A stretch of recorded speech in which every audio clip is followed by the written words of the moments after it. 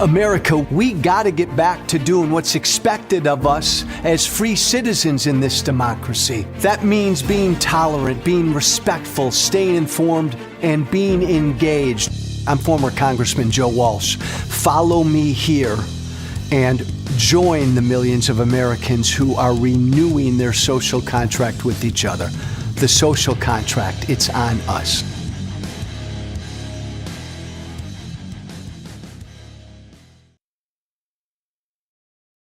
Welcome, everybody. That voice you hear right there belongs to David Litt. I cannot wait to begin a conversation with him. Come on in. Joe Thomas, come on in. Alex, Alexis, everybody, come on in. Hello. Got a great live, Substack Live tonight. My guest, there he is, handsome young man. David Litt, former Barack Obama speechwriter, author, and I got to tell you, he's got a great book out that I'm going to hammer everybody. It's right there behind him, behind his right ear. It's called It's Only Drowning. Been out about a month. Learning to surf, and a true story of the search for common ground as well. We're going to get into that book of David's that just came out about a month or so ago called It's Only Drowning. David, brother, thank you for joining me. I wanna get into the book. I want your take on these fucking crazy times we're living in right now. But give me a word if you and I were sitting at our local favorite watering hole, drinking our drinks, and I asked you to give me a word or two that describes where America is politically right now, what's going on. Where would you start? Oh man, I feel like you're starting with the tough questions. I am. I would say knife's edge, right? Like that's actually how I feel where we are right now is on one hand, we have never been in this much trouble. And on the other hand, if you look at where Trump and MAGA are, and I'm curious, of course, what your feeling about this is, but it's a very, it's right between having more power than ever and you having less power than ever, right? And I think it's a very interesting here being a euphemism for scary place where we are right now. I think even not just like compared to a year ago, but compared to a couple weeks ago. I've been asked a million times why this is such a scary time. I've not heard you answer that question, though I'm sure you have. David Litt, why, in your mind, why is this such a scary time? I mean, for me, and this is just my own like perspective and background, I always come back to this. I'm Jewish, Ashkenazi Jewish. All of my great-grandparents fled what was then Russia. Yeah. And so I feel like I grew up very much with this understanding of when you have kings and mad kings in particular, right? It does not take very long for horrible things to start to happen. And for for all of the faults that America has, and obviously it's got many of them, and I think this is a particularly important part, and obviously it's not the only experience I think about, but the American Jewish experience, to me, so many people, including my family, we're not proof that the American dream works for everybody, but we're proof that it exists. It should exist more, it should be wider, but it is real. And I think watching that slip away is especially frightening and especially painful if you were raised on stories that said, your ancestors fled a place where that was not possible, and they did find that the promise was kept here, not for everybody, but that it did exist in a way it just didn't exist anywhere else. And we can see it going away. I'm not saying it will go away, but that's clearly what Trump would like. It's clearly what MAGA has in mind. And so I think that's the thing right now that really it's frightening, but it's also just like deeply sad if you love this country, I think. And obviously there are people who love this country on both sides of, in all parties. But I think that if you love what this country has always stood for, it's a very sad moment. Again, everybody who's hopping on right now, that's David Litt, and he's got a great book out. And I'm going to promote the hell out of it. David, you don't have to. Well, thank you. It's right there behind him called It's Only Drowning.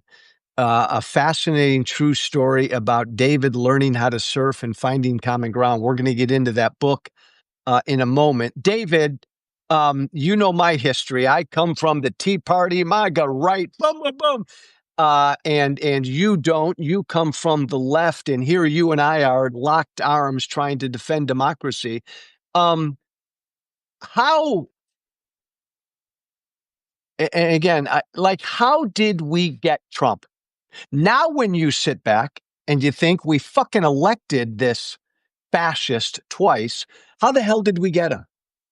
Well, I wish I knew the simple answer to that, obviously, right? Like, I like the idea that I'm just going to tell you, and then we can basically end all of Substack, right? Boom! A huge amount of it would just be done.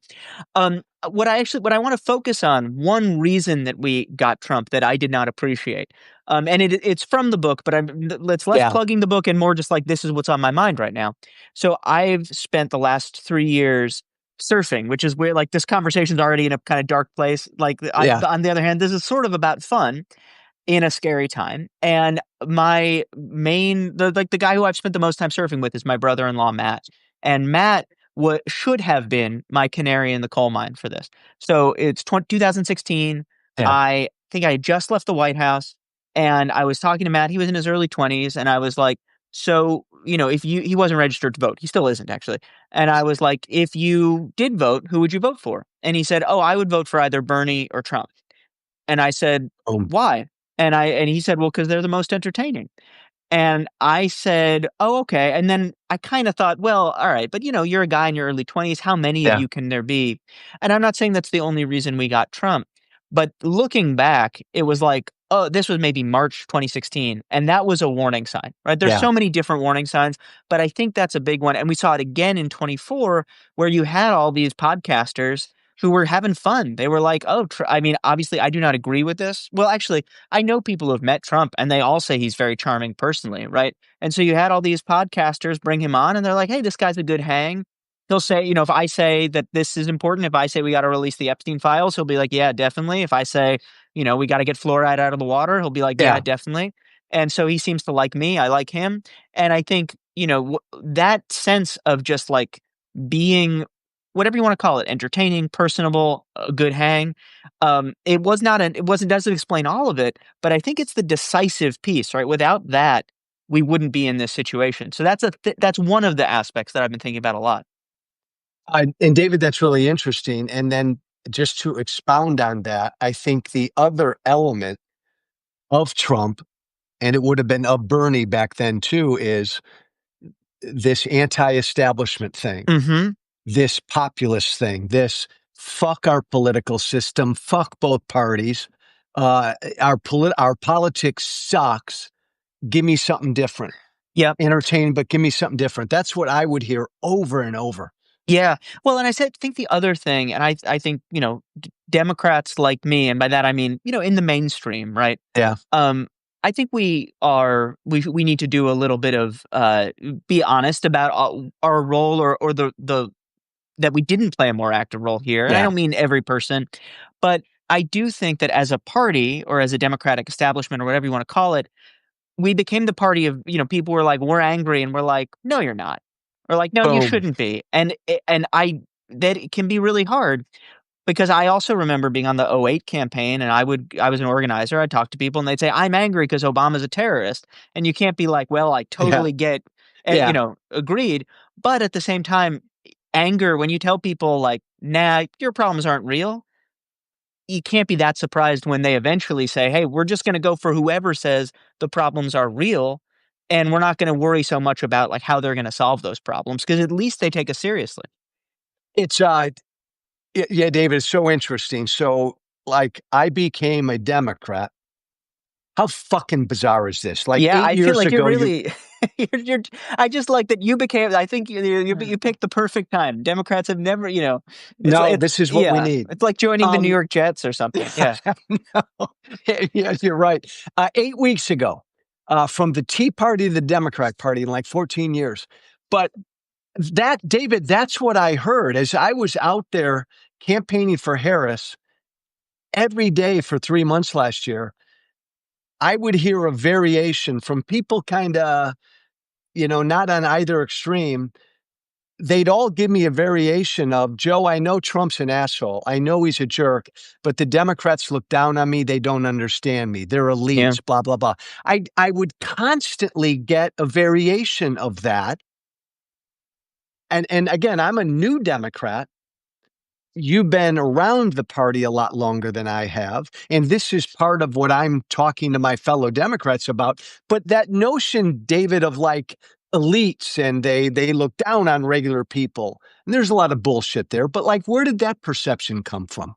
Well, I think some of it is, well earned, frankly, right? I do think that and I think if you look at Democrats, and again, there's parts about this that I think are very important, and I don't think the Democratic Party should lose. And this may be some Yeah. areas where we, as now two fellow Democrats, it's a big tent, right? We may not agree on this. Boom. Yeah. But for example, right, like the Democratic Party became a party that says climate change is super important, right? That is an issue where, compared to most independents, the Democratic Party is not in the same spot. I think it's really important, but you got to figure out how to get that issue to be important to enough people. So there's things like that. And I think it's a broader issue where the party became, certainly spiritually and also somewhat demographically, the party of college educated voters. Yeah. And one of the things, that I talk about, or it's kind of in the subtext of the book, right? There's mostly like this book is a funny story about me surfing and falling off surfboards and trying not to get eaten by a shark. But it is true that Matt is a very smart guy, but he didn't go to college. Yeah. And I did go to college. And just that divide, at least on paper, like that is becoming a bigger and bigger divide between Americans. I will add one other thing to this, which is I think we're living in a world of negative partisanship, right? Yes. Who people are by who their enemies are. And Democrats, I think, and again, I think from some well-intentioned reasons, we were worried about making enemies in general. And because of that, I think about FDR, right? FDR was as elite as it gets, but he was the one saying, hey, the business community hates me and I welcome their hatred. And that was, I don't think he said business community either. I think he said something that sounded more human than that. Right. And I think that fact of saying, hey, we know where this person stands because we know who doesn't like them. And so Democrats ended up in a bind because there are some good reasons to want to try to work with the business community, some policy reasons, some political reasons. And then at the same time, when you don't make enemies, people say, well, we don't know what you stand for because who hates you other than people like Trump or people, or other people in my community, let's say if you're in a rural area. And I'm hopping, but I want to keep hopping. It's Only Drowning. You began to write this book when? So I started writing this book in 2022. And for me, this was very much my retirement from politics book. Like I wrote this book because I was like, okay, I picked up surfing and kind of like I got kind of depressed during the pandemic, picked up surfing as a way to get myself out of it, really fell in love with it, became obsessed, was like, cool, I'm a surfer now. That's going to be my new thing. I'm just going to write a book about surfing. And then back up. Yeah. And again, I know this because I'm working my way through the book, but I want our listeners to understand. When you decided to take up surfing, you went where to begin to learn how to surf? That's a good question because I think a lot of people, right, like surf instruction is a very strange thing. One of the things I learned about surf instruction is with a lot of love for all of my surf instructors I've had, most people who become a surf instructor, it's because they're into surfing, not instruction. Yeah. And so, you get people who are fun, like they're a lot of fun to be around. They're good surfers. It's a mix. Some are better teachers than others. So if you're watching and you're like, oh, actually, I might want to start doing that, it can be hard to learn. So I'm in Asbury Park, New Jersey right now on the shore. And that's where my wife and I moved during the pandemic. And I just walked into a surf shop near our house called Glide. And I said, did anyone here teach me how to surf? Does anyone do surf lessons? And the woman behind the counter goes, I could. And I was at a point in my life where I was like, all right, I'm just going to ignore the question mark part of that and sign up. So that's kind of how I got started. But I will say most of the way I learned, this was a nice piece of advice that I got from a surf shop owner named Crazy Michael in Belmar, New Jersey. And he was like, yeah, you just got to go out and get your ass kicked. And that was his words of wisdom. It was not like a plan. It was just go out and get your ass kicked. And it's true. You kind of didn't have to. Yeah, generally that's good life advice. Yeah. But so you learn how to surf. and you're thinking you're going to write a book about surfing, and this is going to be kind of your walk away from politics because of the pandemic, and politics sucks right now. And Yeah. then what happened? Because So this book, yeah. by the way, and everybody who I want to buy this book, It's Only Drowning, it's about a lot more than just surfing. Continue. Yeah, so it was so for me it started as two things, right? For when I think about books. So and I will say this is my second memoir and I'm 38 years old and I'm a little like it doesn't sound great when I say it. I told my dad this and he was like, "So you're going to write 3 memoirs by the time you're 40?" And I was like, "Well, yeah, I wouldn't say it like that. I would sound more excited, but yes, maybe." Yeah. So for me, the important thing with the book is number 1, am I embarrassing myself because that's fun? Number 2, am I learning stuff? And number 3, is it sort of, broad enough that other people might learn from it? And so that's kind of what you were talking about, right? Like I was Yeah. learning stuff that was about surfing, but really was about life. And I kind of thought that's where we were going to be for the book. And then as Matt and I started spending more time together and I started hanging out with someone who I knew for a long time because he's my wife's younger brother. But it wasn't like he wasn't somebody who I'd really spent time with. He's really not someone I ever imagined I'd be friends with because we're just so different, not just politically, but like he's into death metal and I'm into show tunes, right? Like we're just totally different people. Yeah. And as that happened at the same time, the things that were dividing Matt and me, at least on paper, right? They were the things that were dividing the country. And they were the things that in many ways they weren't explaining. Oh, yeah. Stop there for a sec, David. Yeah. Give me a couple things that you found were dividing you and Matt. That's a good can I say I like because I've been doing a lot of book interviews and I feel Yeah. like I very much appreciate you're good at being like, no, pause. Because I think that's really important actually. I'm just so It's fucking curious. I'm so yeah, curious. no, it's something I've learned recently of like, it's really helpful. I'm like, okay, how can more people do that? So because you're totally right. So when I think about the divides between Matt and me, right? So they're quote unquote cultural, but everything cultural is political now. Yeah. And so right, so some of it is like has always been really into UFC. I'm not against UFC, but I'm not like a UFC guy, right? We talked about the education thing, right? Matt didn't go to college. I did. And I just want to say something that's interesting on that because sometimes I'll say that, and I've gotten or criticism from some people who are like, "Oh, you're like, that's what a snobby thing to say." I'm like, that's just a fact, right? I'm not. Yeah. I went to college with some really smart people. I went to college with some really dumb people. If you're watching, not you, I'm talking about someone else. But like, I think that is an important point. But so anyway, that's another just big difference between us. Matt's an electrician. So he is like, he works in cranes. He works with his hands. If I tried to do his job, I would actually die. I've been a writer my whole life, right? My job from the time I graduated, well, except for when I was an organizer for Obama. After that, my job has been in front of a screen.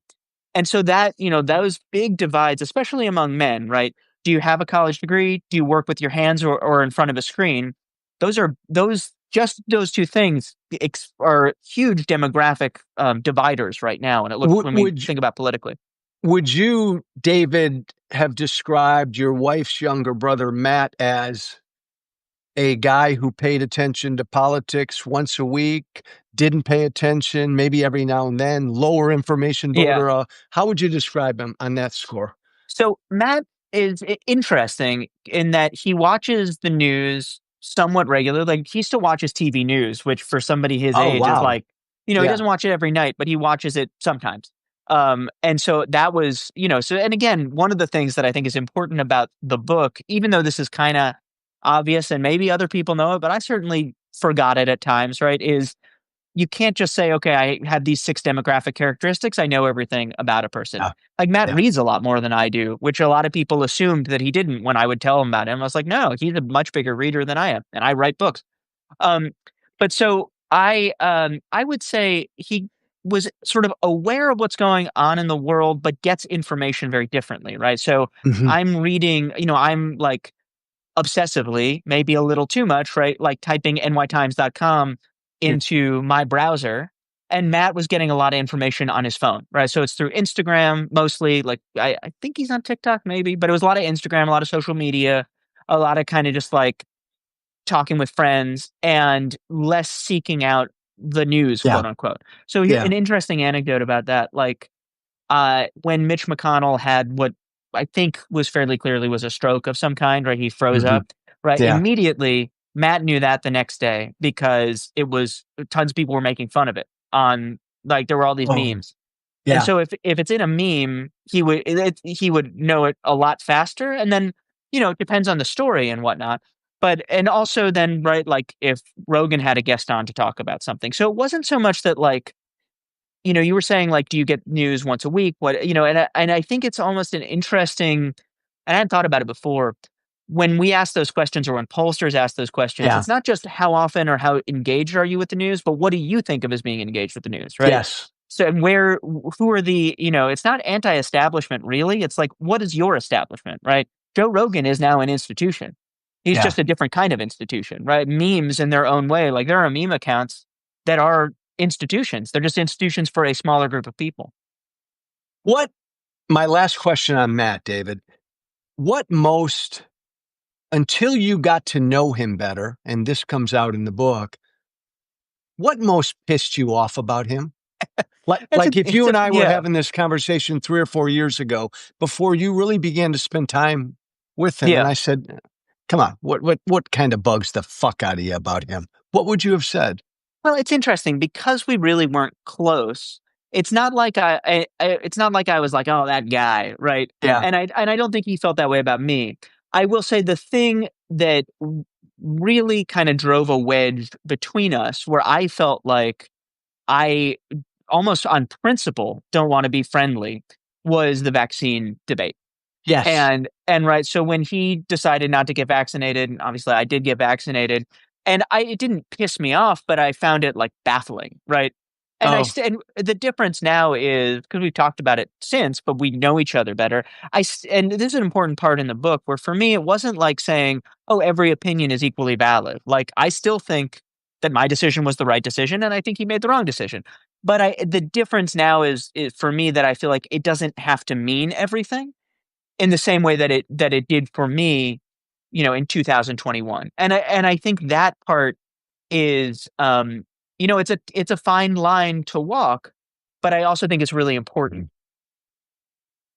the broader societal question, David, is look, I'm all about the marketplace of ideas and a gazillion different sources of where people can go to get informed. And if you want to go to Joe Rogan every day to get informed, fine.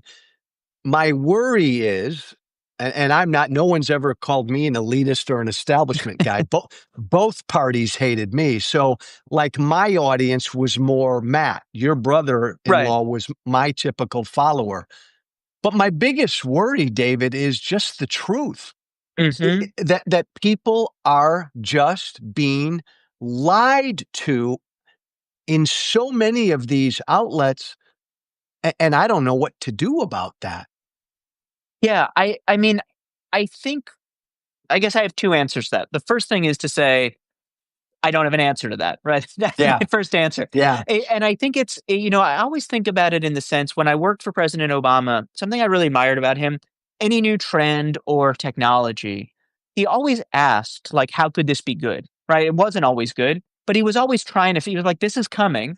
So how can we make it work for society? Now, obviously, if you Mhm. look at where society is, that maybe didn't go perfectly, but there was always his orientation toward it.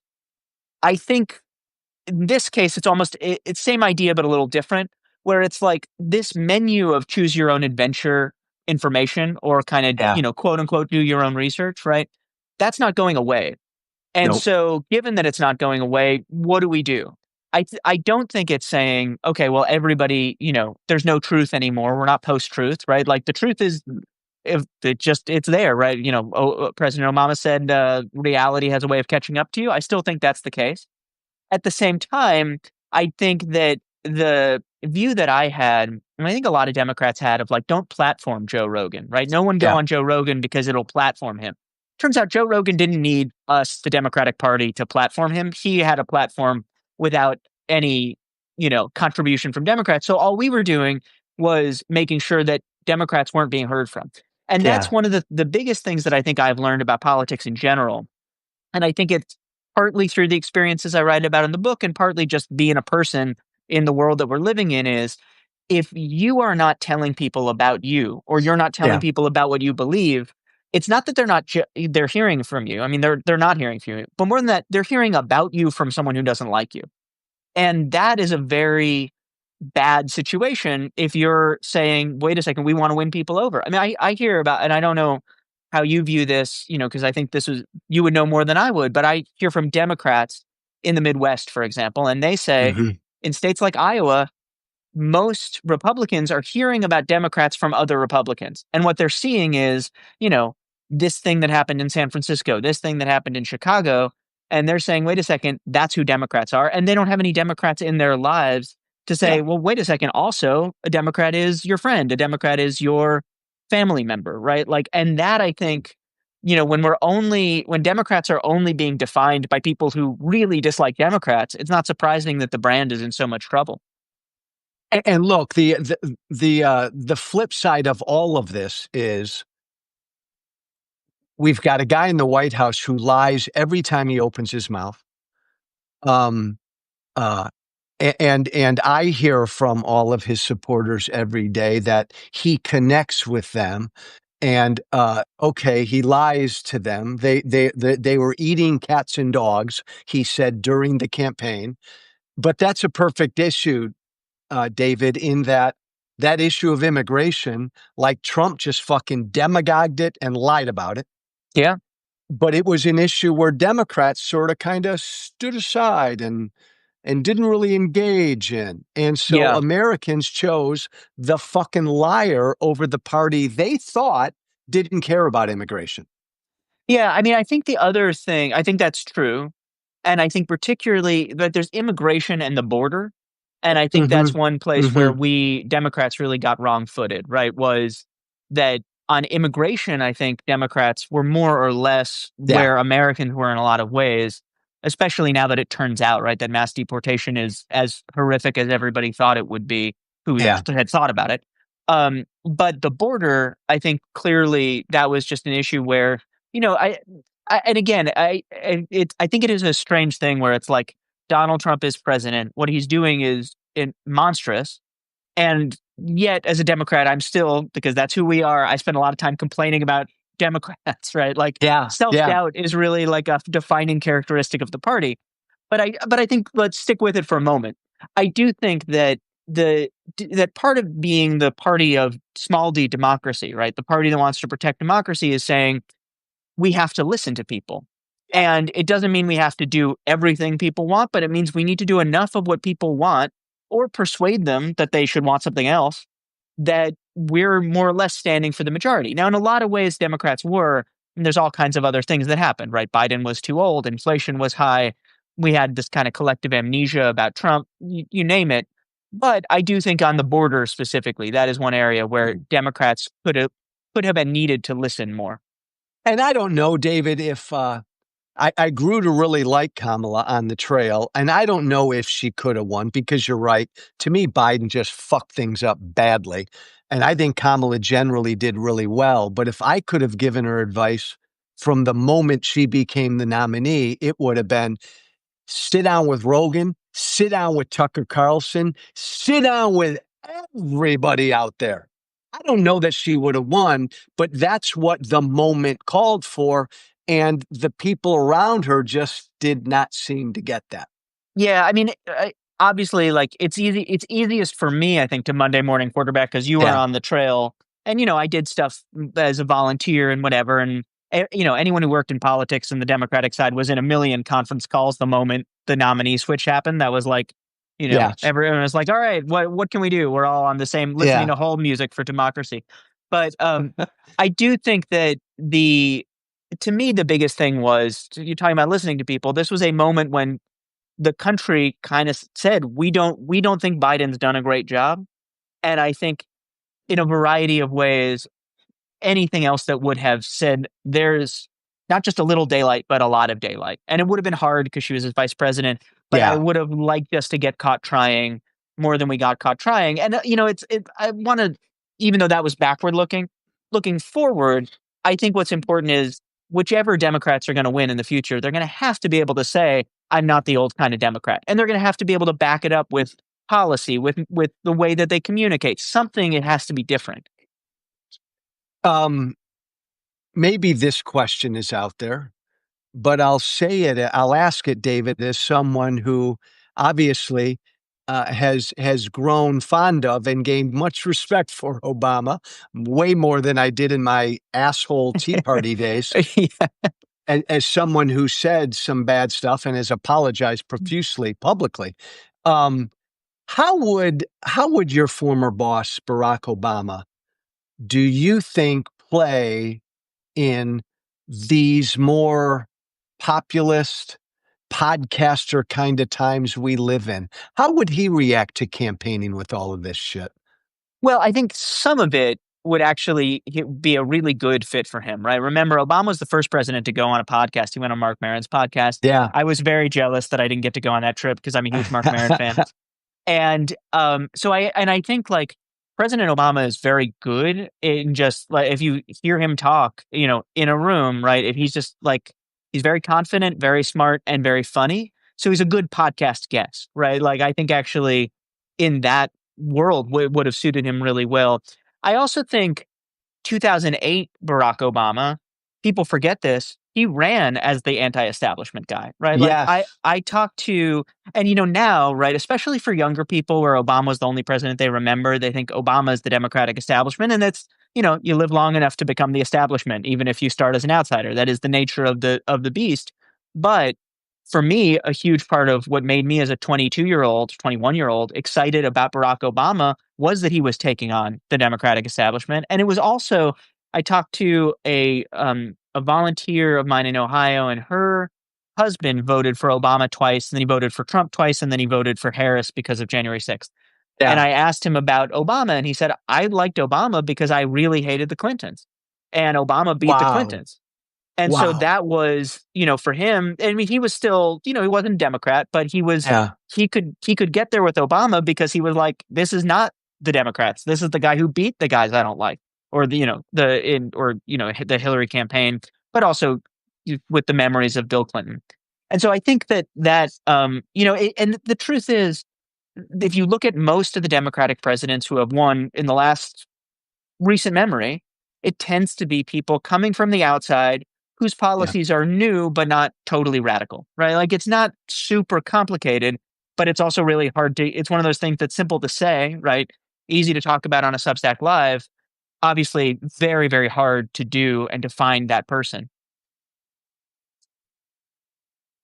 When I became a Democrat 8 weeks ago, I Uh made a huh. bet. I made a bet, David Litt, that I would be embraced because Democrats would recognize we need a big fucking tent. A tent big enough for Zoran Mamdani in New York City and Joe Walsh wherever he is, because that's what it's going to take to defeat, my former party, which I think has become anti-democracy. Is that possible? I was going to say, how's the bet going? Have you won or lost money? Oh man, David, it's every day. I just flop back. It's interesting. And people ask me this, from grassroots Democratic voters, it's fucking A, Joe, I used to hate you. Now you're on our team. Let's save democracy. And then we'll argue about student loan debt. Hmm. So from the voting base, it's generally been positive, though sometimes there are certain issues that Sure. but I've found the higher up in the party, it's been a little more cautious. Yep. Well, I think and it's one of the reasons, by the way, I would imagine that voters are excited about sort of a convert like yourself or Yeah. a new Democrat like yourself, because if you said, I think the party should look like Joe Walsh policy No. wise, then I think then it would be a fight. Right. But people are saying, oh, okay, he feels politically homeless. Sure, you're welcome here. You've got nowhere else to go. Well, we'll take you. So I do think that that's part of probably what's happening. I do, but to go back to the broader point that you're saying, I think that part of it is saying you got to have different Democrats in different places, and that has to be okay, right? So one of the things about the Democratic Party is Democrats historically as a party used to be a big tent because we were like, okay, we have Southern segregationists Yeah. and Yeah. Northern, like, sometimes like machine bosses, sometimes sort of prairie populists, right? Like this kind of hodgepodge of different groups. And the Yeah. Republican Party had that a little bit. Now, I think it's a good thing that the Democratic Party doesn't say our big tent includes segregationists. Like Right. that, I'm glad that we've put that far behind us. But I do think that some of that DNA of saying, all right, we should have a wide range of views. And it doesn't mean that the presidential candidates for the Democrats might come from the far left or far right wings of the party. But like, if you're a Democrat and you win, I'm thinking about John Bel Edwards, who was the Yeah. governor of Louisiana until somewhat Yeah. recently, right? I think Democrats should be happy that he could win that election. If he had run for the mayor of New York City, I don't think he would have won, and I don't think he should have won. So you have to have candidates but part of that is that then Democrats have to say, what are we about that ties all that together? And I will say for me, Yeah. I grew up as a Democrat, like, all of my family was Democrat, so it was an easy choice. But part of the reason it was easy choice, we started off talking about this kind of American dream and sort of immigrant story stuff. And I always believed, partly because my grandparents grew up when Roosevelt was president, that Democrats were the party that fights for the little guy. Yeah. And I think that's the kind of, that cohering sort of, through lines that can say, okay, here's why a more conservative Democrat can be governor of Mississippi and a Democratic socialist can be the mayor of New York at the same time. David, that's really interesting and helpful because I've been contemplating that these past 8 weeks. I want the big tent, but what is that one thing that ties us together? You've helped articulate that. That's really helpful. And I get mad at a lot of my fellow Democrats after Mamdani won the primary. What the fuck? Of course we applaud and embrace him. Right. Right? I mean, I want you to embrace a conservative Democrat. He won in New York City. Get behind your nominee. What I've found is there's this fear among a lot of Democratic politicians to just say, fuck the pollsters, fuck the consultants. I'm going to say what I believe. Mamdani won. He ran a hell of a campaign. Oh, the Republicans are going to call him socialist, so we have to be afraid of that. Bullshit. Don't run Yeah. from that. Well, and I will say, I think that part of this is also, right, we're trying to tie a couple of things together we've been talking about, because there was you were saying this idea that Democrats are kind of the elites, right, or the party that looks Yeah. down on people.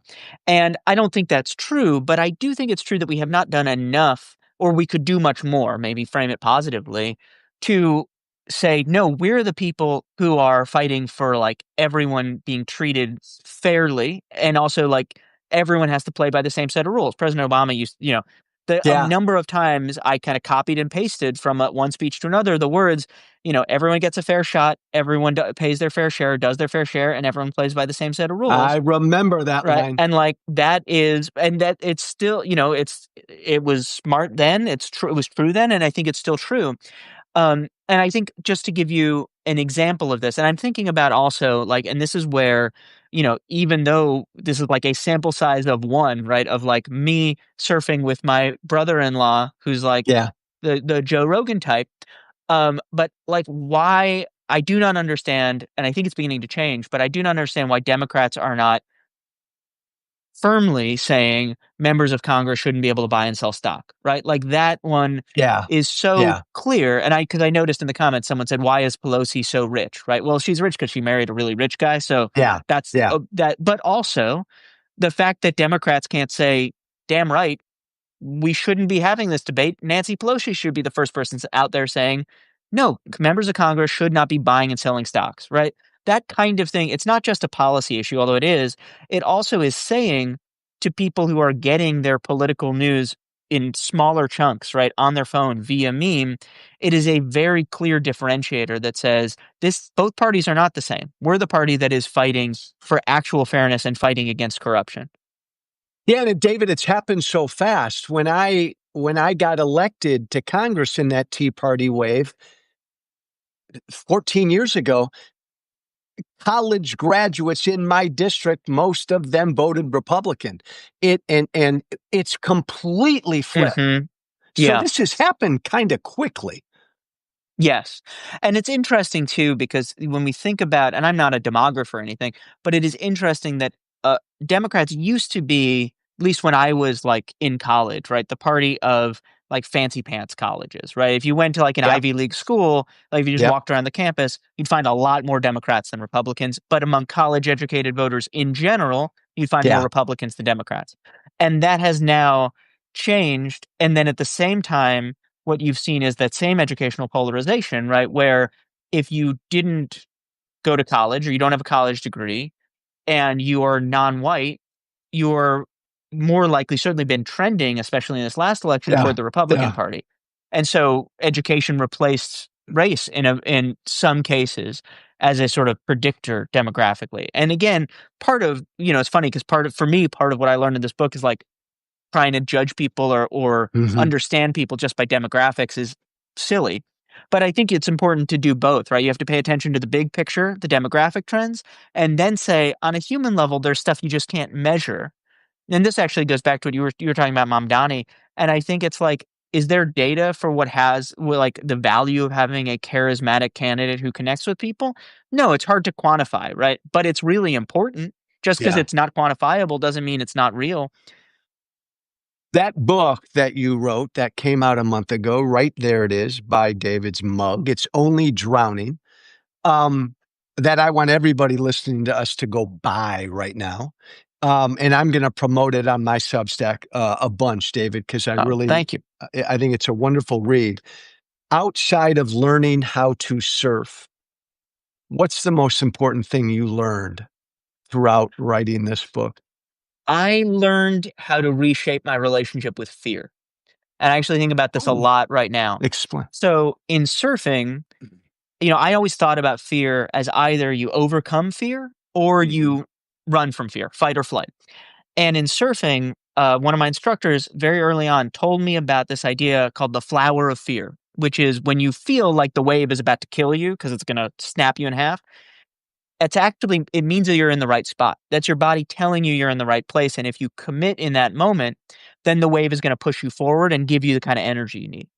And obviously that helped surfing once I got my head around it, but it really more than that helped in the rest of my life. And I think this is true for all of us, right? Is we're living in a scary time and some fear is very much fight or flight. I'm not arguing with Yeah. that. But getting to know your fear and getting to that place where you sometimes say, "Hey, the reason I'm afraid is because this is important. The reason I'm afraid is because this is a chance to really make a difference. The reason I'm afraid is because there's the potential for something amazing to happen."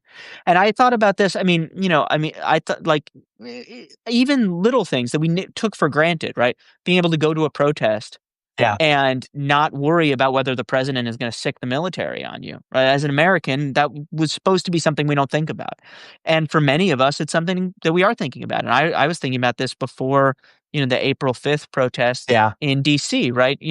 Obviously lots and lots of people went. I was one of thousands, tens of thousands, but it was a little scary. And I remember having that moment where I thought, that's the flower of fear, right? It's not a bad thing that I'm scared. It's saying this is important. That's why you're scared. And it made it a lot easier to get out the door and go. And obviously, there are a lot of people doing much, much braver things than that. But I do think that all of us, there's a moment when if all of us could find a way to being just a little bit more courageous, it's going to make a big difference in terms of what happens to the country. David, what's one thing, not just the folks listening to us, the average American out there who is afraid of what's going on and they want to resist and they believe the guy in the White House and my former party are real direct threats to democracy? The average person out there, what's one piece of advice, one thing they can do these next 3 years? Well, actually, the thing I would say is do something, right? That's actually, if you said, Yeah. what do I do? Something. Because one of the things I find, and people mean well, but sometimes people say, I got to figure out the right thing, right? Do I Yeah. donate a little bit of money to a candidate? How do I find the right candidate? Do I go to the right protest? Do I post the right thing on Facebook or Instagram? And yes, there's, better and worse. But the big binary, and weirdly, it reminds me of something Peter Thiel talked about when he talked about companies, the 0 to 1, right? I think that Yeah. was him. Not Yeah. otherwise a big Peter Thiel fan, but it is Nope. true. The biggest difference in when it comes to collective action is between something and nothing. Yeah. And so if just do something, and don't beat yourself up about whether it's the perfect thing.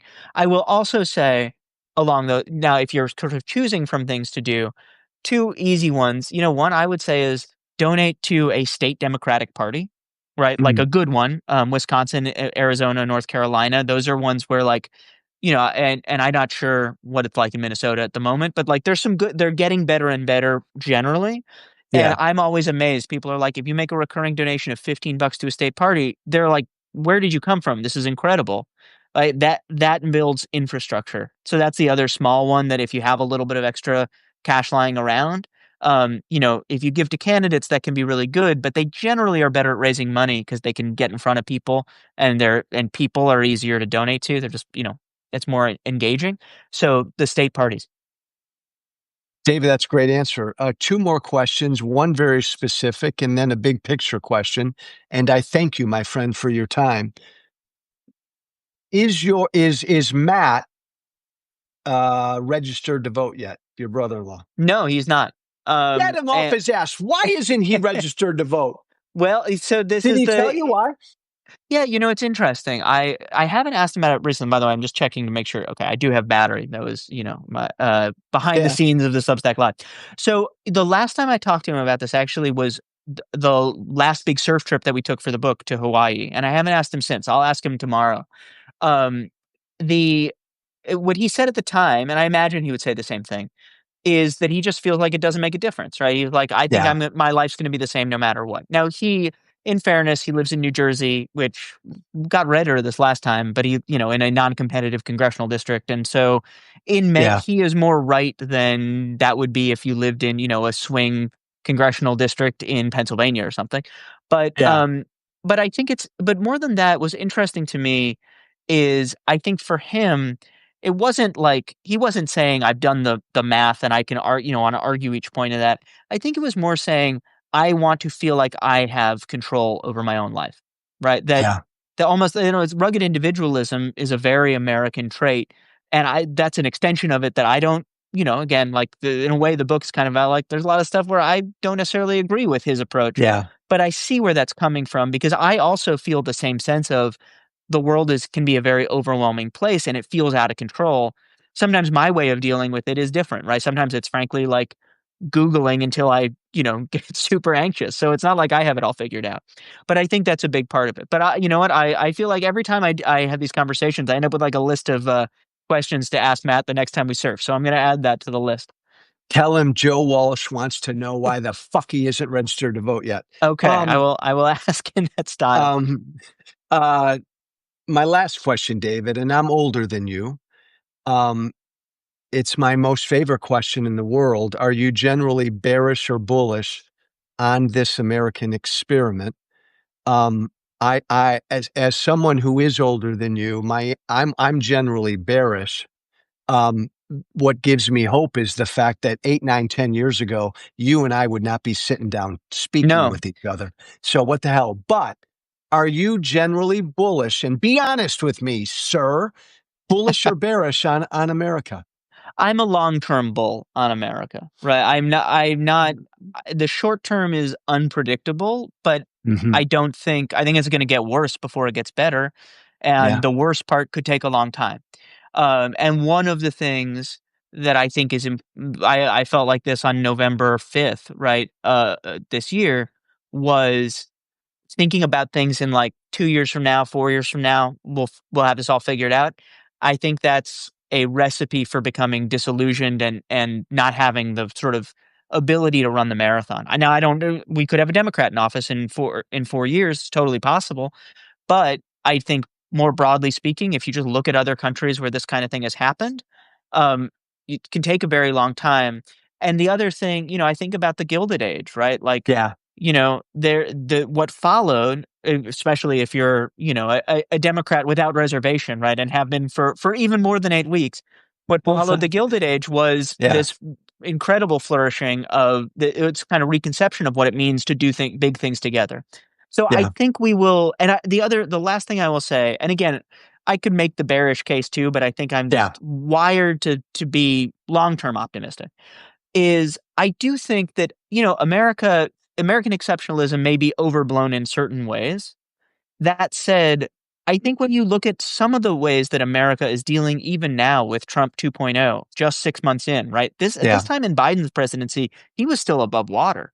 Yeah. So I think you see Americans, there is something in our DNA that's just like, we are not, it's behind you, right? We don't like kings. We really don't like mad kings.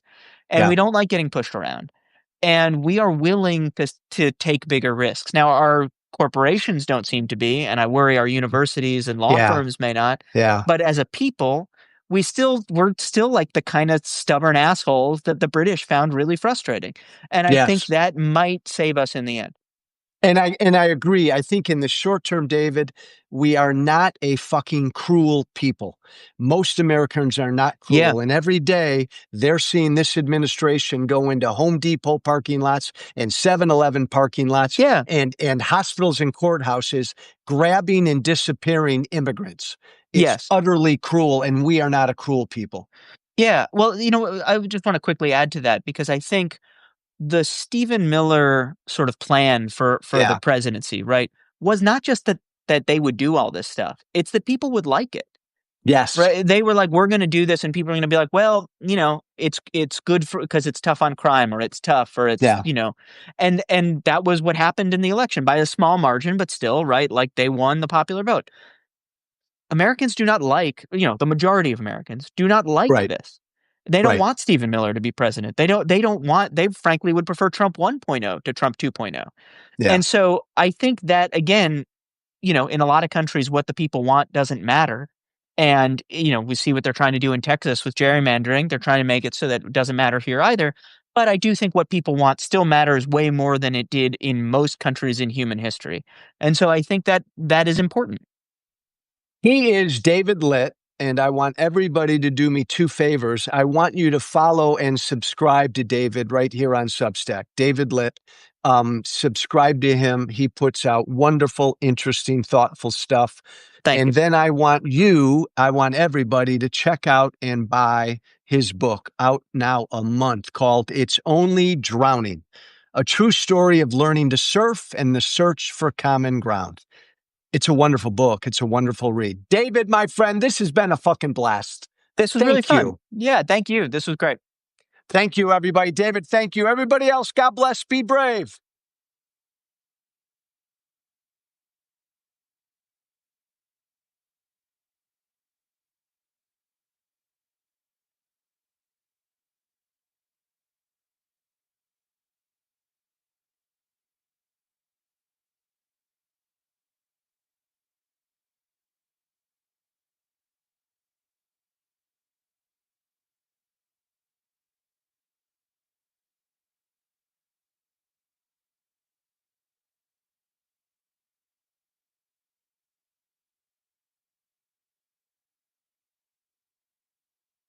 Thank you for listening.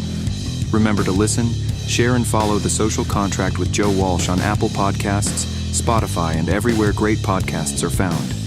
And be sure to leave a 5-star review. This has been The Social Contract with Joe Walsh.